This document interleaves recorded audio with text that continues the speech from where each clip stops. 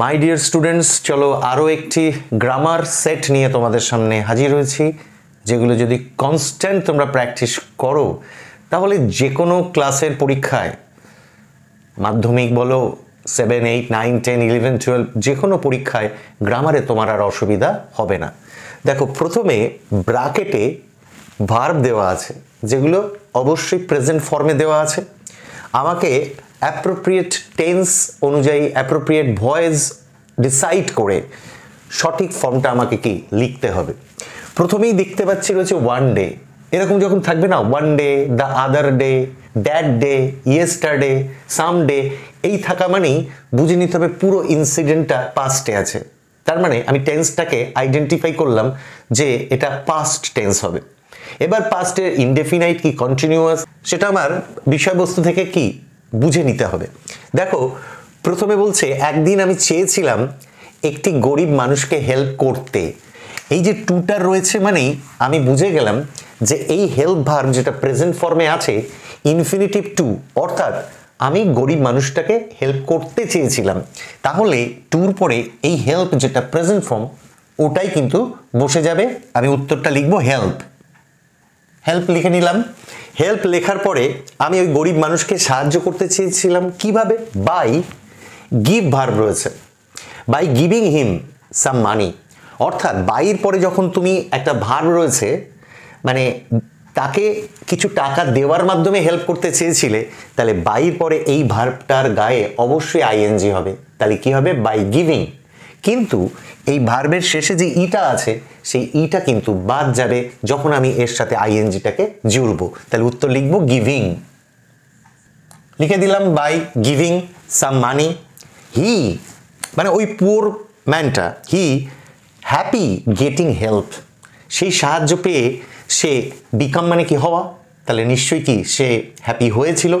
তো past indefinite নিতে হবে, অর্থাৎ এই বিকাম ভার্বের পাস্ট ফর্ম অর্থাৎ V2 ইউজ করতে হবে। কি লিখতে হবে? বিকেম।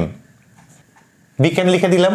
এবং একটা জিনিস খেয়াল করো, এই যে ওয়ান্টেড টু হেল্প, এই হেল্পটা কিন্তু ভার্ব, আর এই যে বলছে হ্যাপি গেটিং হেল্প, এই হেল্পটা কিন্তু নাউন। ইংলিশে এমন অনেক ওয়ার্ড পাবে যে ওয়ার্ডটা ভার্ব, একাধারে ভার্ব, আবার একাধারে কি নাউন। আশা করি তোমরা বুঝতে পেরেছো যে এই ভার্বগুলো কেন এই ফর্ম ধারণ করে বসলো। এবার এসো আর্টিকেল প্রিপোজিশনস।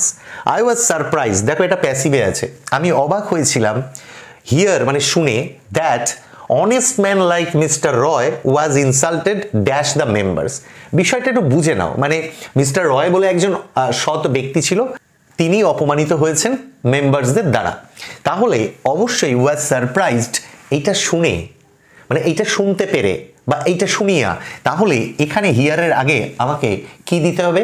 ইনফিনিটিভ টু দিতে হবে। তাহলে আমাকে একটা টু বসাতে হবে। টু বসালাম। তাহলে I was surprise to here, এটা শুনে অবাক হয়েছিলাম যে দ্যাট অনেস্ট ম্যান মানে মিস্টার রয়ের মতো একজন সৎ ব্যক্তি। তাহলে অনেস্ট, প্রথমের এইচটা কনসোনেন্ট, আমরা জানি কনসোনেন্ট থাকলে তার আগে এ বসে, কিন্তু এই এইচের উচ্চারণটা তো আসছে না, আসছে অনেস্ট, HOUR, আওয়ার, এইরকম ধরুন ভাওয়েল সাউন্ড আসছে, এইচের সাউন্ডটা আসছে না। সেই জন্য কনসোনেন্ট থাকা সত্ত্বেও অনেস্ট, আওয়ার, অনার, এই সমস্তগুলোর ক্ষেত্রে আমাদেরকে কি দিতে হবে? অ্যান দিতে হবে। তাহলে আমি এখানে কি লিখবো? অ্যান। আবারও বলছি কেন অ্যান হলো, কারণ এইচের যদি এখানে মনে করো কোনো কারণে থাকতো যে হেন বা হাম্বল, এমন যদি কিছু থাকতো, তাহলে কিন্তু সেখানে এইচের উচ্চারণটা আসছে হেন, হাম্বল, কিন্তু এখানে এইচের উচ্চারণটা আসছে না, আসছে কি? হনেস্ট তো বলছি না, বলছি অনেস্ট, একটা ভাওয়েল সাউন্ড আসছে, সেই কারণেই এটা একটা ব্যতিক্রম, এক্সেপশন ব্যাপার। কনসোনেন্ট এইচ থাকা সত্ত্বেও এখানে আমার এ হবে না, কি হবে? An honest man like mister Roy, অর্থাৎ মিস্টার রয়ের মতো একজন সৎ ব্যক্তিকে, মানে তার মতো একজন সৎ ব্যক্তি মিস্টার রয়, তার কিন্তু এরকম অপমানিত হওয়াটা ঠিক উচিত মনে হয়নি।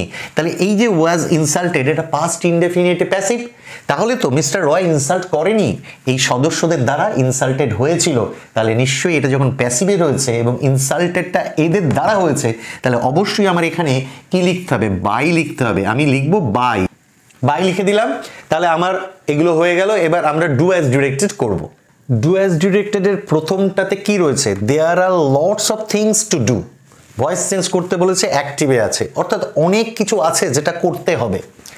এই জায়গাতে প্যাসিভটা হবে, কারণ এইদিকে প্যাসিভ করার কোনো অবকাশ নেই। এইরকম যখন ইনফিনিটিভ দেখবে টু ডু, সেই জায়গাতে কি করবে, লিখবে there are lots of things, অনেক কিছুই তো আছে টু বি ডান।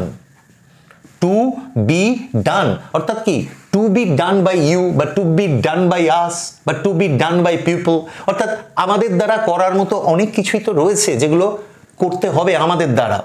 তাহলে প্যাসিভটা এই জায়গায় দেবো ইনফিনিটিভ প্যাসিভ, টু এর পরে বি দেবো, দিয়ে ডু ভার্বের কি করব 3 নম্বর উত্তরটা লিখে দিই, তাহলে তোমাদের আরো বুঝতে সুবিধা হবে। উত্তরটা শুরু করছি।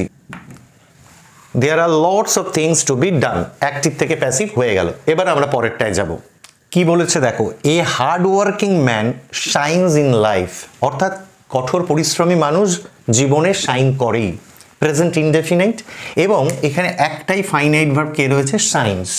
তাহলে এটাকে কি করতে, তাহলে কমপ্লেক্স সেন্টেন্স করতে হবে, মানে যে কোনো একটা ক্লজ আনতে হবে, হয় নাউন ক্লজ, নয় অ্যাডজেক্টিভ ক্লজ, নয় অ্যাডভার্ব ক্লজ, যে কোনো একটা সাবঅর্ডিনেট ক্লজ আনতে হবে, তবে কিন্তু এটা কিসে পরিণত হবে, কমপ্লেক্সে।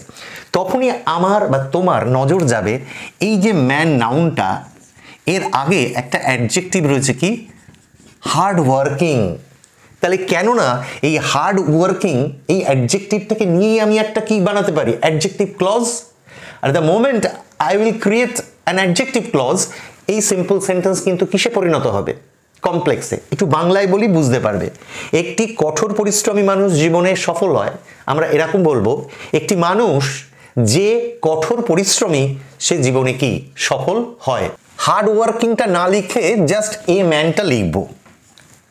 এ ম্যান লেখার পরে আমি বলবো যে কিনা কঠোর পরিশ্রমী, তাহলে এরপরে কি লিঙ্কার দেবো, হু না হুইচ?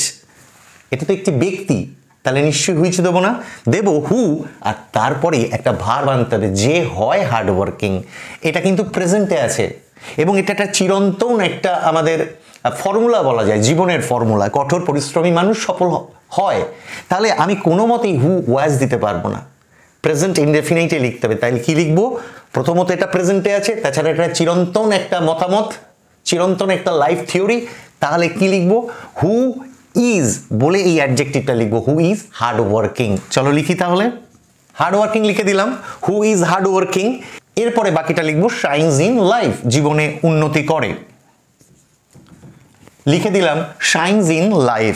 তাহলে আমার এই যে জায়গাটা তৈরি হলো না, হু ইজ হার্ড ওয়ার্কিং, এই যে ক্লজটা, এই যে সাবঅর্ডিনেট ক্লজটা, এইটা কিন্তু এই ম্যানটাকে কোয়ালিফাই করছে, যেটা কিনা বেসিক্যালি একটা কি নাউন। তাহলে নাউনকে কোয়ালিফাই করছে মানে এটা অ্যাডজেক্টিভ ক্লজ। তাহলে এই দেখো এখানে একটা ফাইনাইট ভার্ব এক্সট্রা এসে গেল ইজ, আর এখানে তো অলরেডি একটা কি ছিল, শাইনস। আর তাহলে এই যে সাবঅর্ডিনেট ক্লজটা এলো যেটা কিনা অ্যাডজেক্টিভ ক্লজ বা রিলেটিভ ক্লজ। আর মেইন ক্লজ কোনটা জানো, a man shines in life. যেহেতু আমি একটা অ্যাডজেক্টিভ ক্লজ ক্রিয়েট করলাম, ফাইনাইট ভার্বটা দুটো তৈরি হয়ে গেল, তো এখন আর এটা তো সিম্পল সেন্টেন্স নয়। That simple sentence now has totally turned into a complex sentence which has been asked to do. এখানে বলা হয়েছে সেটাই করতে, টার্ন ইনটু কমপ্লেক্স সেন্টেন্স। চলো পরেরটা দেখে নেব। দেখো এই যে ন্যারেশনটা দেখছো, এখানে স্যামুয়েল বলছে you are half an hour late. Samuel is a teacher, সে তার স্টুডেন্ট স্বামীনাথনকে বলছে তুমি স্কুলে এসেছো বাট তুমি হাফ অ্যান আওয়ার লেট। তাহলে স্যামুয়েল ইউ বলতে কাকে ইন্ডিকেট করছে, তার স্টুডেন্ট স্বামীনাথনকে। তাহলে যখন আমি ন্যারেশন চেঞ্জ করব, এই ইউটা স্বামীকে বোঝাচ্ছে, স্বামীনাথনকে, তাহলে ইউটা হি হবে। আর যেহেতু এই রিপোর্টিং ভার্বটা পাস্টে আছে সেইড, তাই এই রিপোর্টেড স্পিচের মধ্যে যে ভার্ব আছে তার পাস্টিকরণ হবে। ঠিক আছে, পাস্টিকরণ মানে পাস্টে রূপান্তর হবে সেই ভার্বটা। তাহলে এখানে আর, অ্যাম, ইজ যে ফর্মই থাক না কেন বি ভার্বের প্রেজেন্ট ফর্ম, তাদেরকে আমি হয় ওয়াজ নয় ওয়্যার করব অ্যাকর্ডিং টু দ্য সাবজেক্ট। তাহলে প্রথম কাজ হবে, এটা একটা অ্যাসার্টিভ সেন্টেন্স, প্রথম কাজ হবে স্যামুয়েল সেইডটাকে কোথায়, সামনে আনা। অ্যাসার্টিভ সেন্টেন্সে কিন্তু সেই টু থাকলে টোল্ড করতে হয়। এটা অ্যাকচুয়ালি নর্মালি কেমন থাকে, স্যামুয়েল সেইড বলে কোটেশনটা কি পিছনে থাকার কথা, এরকম উল্টে দিয়েছে, দ্যাট ডাজন্ট ম্যাটার, কোনো প্রবলেম নেই, আমি আমার মতো করেই লিখবো।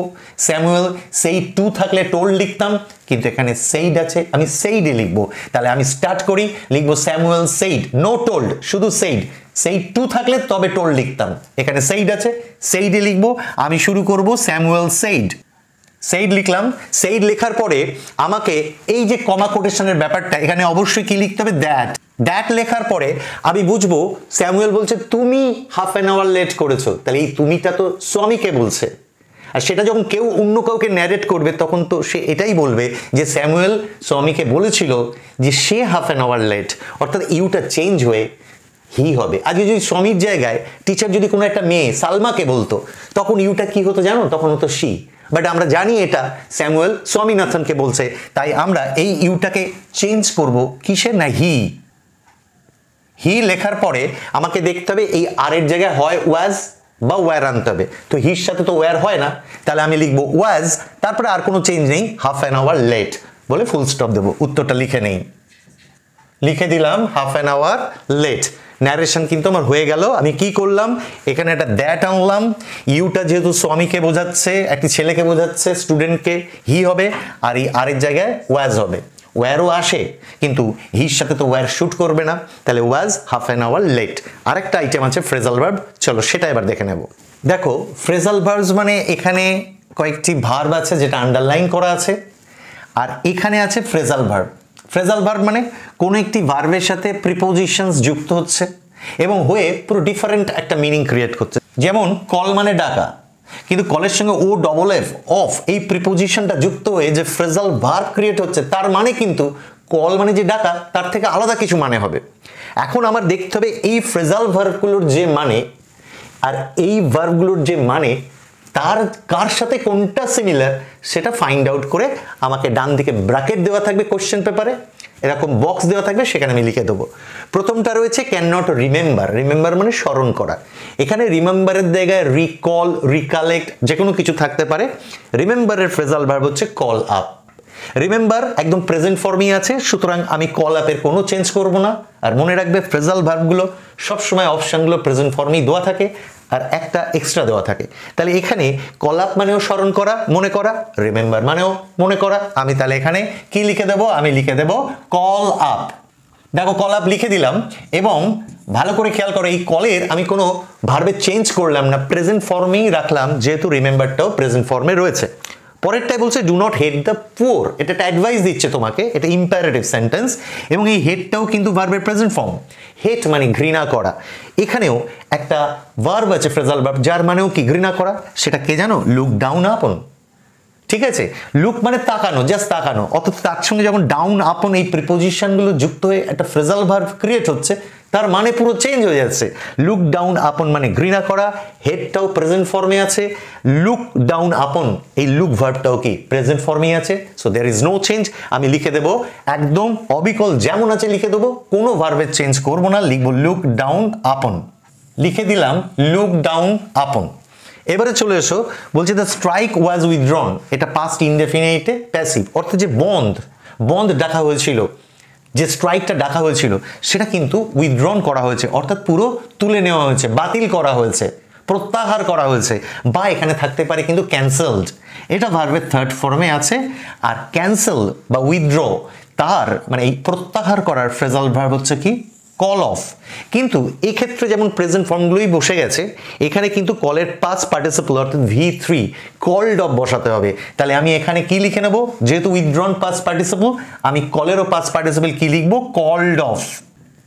লিখে দিলাম কল্ড অফ। আর একটা যেটা এক্সট্রা দেওয়া ছিল গিভ আপ, সেটা এখানে লাগবে না, তবু এখানে তেমন কোনো আন্ডারলাইন্ড ভার্ব ছিল না যার মানে ত্যাগ করা, তাই এটাই ছিল এক্সট্রা, সো এটাকে আমি আর নিলাম না। তো এই মুহূর্তে শেষ হলো আরও একটি গ্রামার প্র্যাকটিস ক্লাস, যেটা রেগুলারলি তোমরা ফলো করবে, বারবার দেখবে, and then you will be totally confident about solving all the grammar items, all the grammar questions. চলো আবার খুব শীঘ্রই দেখা হবে পরবর্তী কোনো একটা ক্লাসে। ততক্ষণ ভালো থেকো। ওকে, বাই, টাটা।